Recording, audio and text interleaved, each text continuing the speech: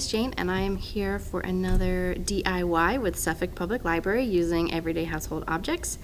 And I want to tell you about my materials first. I've got a toilet paper tube, and I have a balloon, and I've got some scissors and some rubber bands.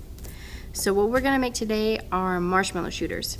And to make the marshmallow shooter, you want to start with your balloon, and you want to tie a knot in the base of the balloon.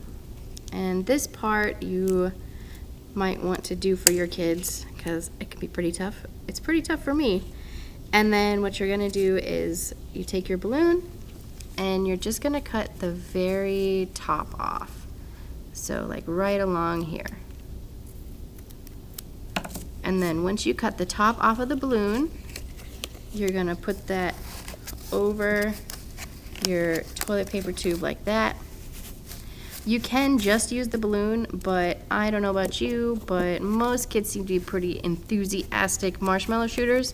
So I like to have a safety rubber band on there just as a fallback.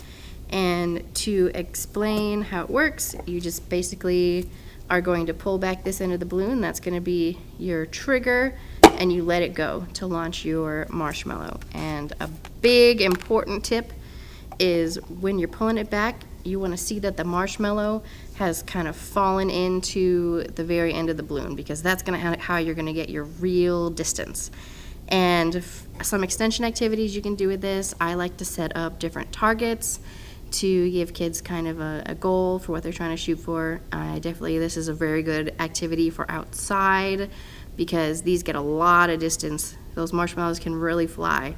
So you can have them out trying to hit targets on the fence, or you can put them on the ground, or you can set up a game like closest to the target wins. And that's it for marshmallow shooters. They're pretty easy. Thanks.